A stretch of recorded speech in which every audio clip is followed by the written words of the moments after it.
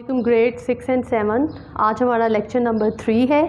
सबसे पहले हमने प्रेजेंट इंडेफिनिट के बारे में, टेंसेस के बारे में पढ़ा था और जो फर्स्ट हमारा टॉपिक था वो प्रेजेंट इंडेफिनिट का टॉपिक था। उससे पहले मैंने आपको बताया था कि टेंसेस कितने होते हैं। तो टेंसेस कितने हैं? 3, यानी प्रेजेंट, पास्ट एंड फ्यूचर। फिर हमने ये जाना था कि प्रेजेंट के आगे से पार्ट्स होते हैं। जैसे प्रेजेंट है तो इसके 4 पार्ट्स हैं, इसी तरह पास्ट है तो उसके 4 पार्ट्स हैं, इसी तरह फ्यूचर है तो उसके 4 पार्ट्स हैं। प्रेजेंट के जो 4 पार्ट्स थे उनमें था सबसे पहले प्रेजेंट इंडेफिनिट, दूसरा था प्रेजेंट कंटिन्यूअस, तीसरा प्रेजेंट परफेक्ट एंड चौथा था प्रेजेंट परफेक्ट कंटिन्यूअस। सबसे पहले हमने किया था प्रेजेंट इंडेफिनिट टेंस, जिसके बारे में हमने जाना था कि उसकी पहचान क्या होती है, क्योंकि मैंने आपको ये बात बड़े अच्छे से समझाई थी कि ये एक फार्मूला है जिसको आपने याद रखना है। प्रेजेंट इंडेफिनिट टेंस की पहचान थी कि उसके फ़िक्रों के आखिर में ता है, ती है, ते है वगैरह आता है। मतलब उसके फ़िक्रों के आखिर में ता है आता है। कोई भी फ़िक्रा होगा तो वो ता है पे ख़त्म होगा, ता है, ती है, ते हैं वगैरह। आज जो हम टेंस करेंगे वो है प्रेजेंट कंटिन्यूअस टेंस। सबसे पहले कंटिन्यूस का मतलब क्या होता है? कंटिन्यूस का मतलब होता है जारी रखना या जारी रहना। जारी मतलब ऐसा काम जो हम कर रहे हैं, यानी प्रेजेंट में कर रहे हैं, वो काम मुकम्मल नहीं हुआ, वो अभी प्रोसेस में है, कंटिन्यू है। ठीक है, तो आज का हमारा टेंस है प्रेजेंट कंटिन्यूअस टेंस। और सबसे पहले हम इसकी पहचान को याद करेंगे, समझेंगे कि इसकी पहचान क्या है। इस टेंस की अपनी एक पहचान है और इसके फ़िक्रों के आखिर में रहा है, रही है, रहे हैं, रहे हो वगैरह आता है। मतलब इसकी जो पहचान है वो प्रेजेंट इंडेफिनिट से बिल्कुल हट के है। इसका मतलब ये है कि ये किसी काम के जारी होने को, हमें जारी होने के बारे में बता रहा है, यानी कर रहा है, रही है, रही हूँ। जैसे अभी मैं आपको पढ़ा रही हूँ तो ये प्रेजेंट कंटिन्यूअस टेंस है, कोई काम जारी है जो मैं कर रही हूँ। ठीक है, अब इसका फॉर्मूला क्या है? आपको पता है कि सबसे पहले सब्जेक्ट आता है। इस टेंस में जो हेल्पिंग वर्ब्स हम यूज़ करेंगे वो हैं एम, इज़, आर। वर्ब आएगा, वर्ब के साथ हम आईएनजी लगाएंगे।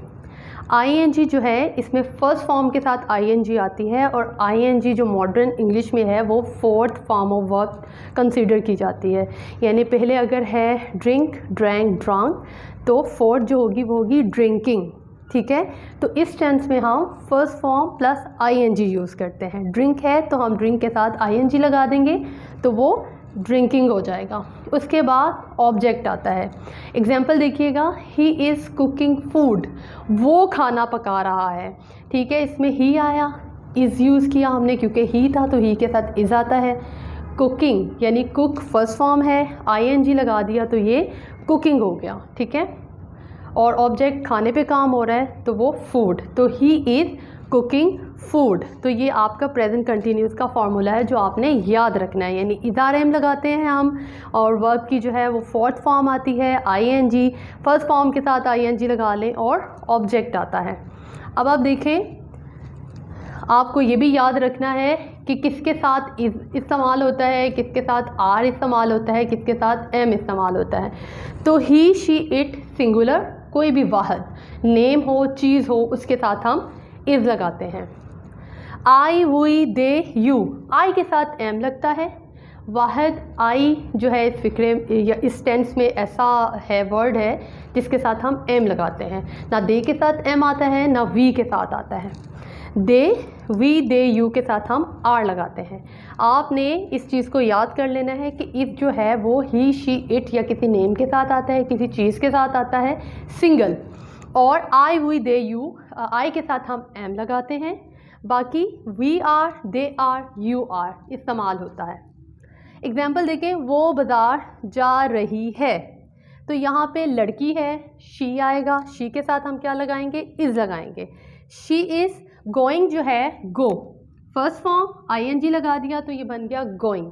ठीक है, she is going to bazaar, वो बाज़ार जा रही है, कोई काम कर रही है, ख़त्म नहीं हुआ, कंप्लीट नहीं हुआ, कंटिन्यू है। ठीक है, उसके बाद मैं बाज़ार जा रही हूँ तो आई के साथ हम लगा देंगे एम, वही first form plus ING, going to bazaar. इसी तरह आपने सेंटेंस को बनाते जाना है।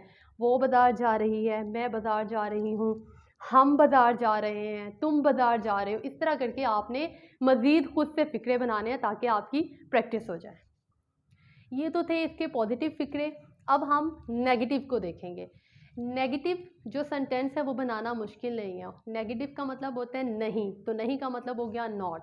मतलब अब हमने जो फिक्रा बनाना है उसमें सिर्फ हमने नॉट यानी नॉट नहीं का इस्तेमाल करना है।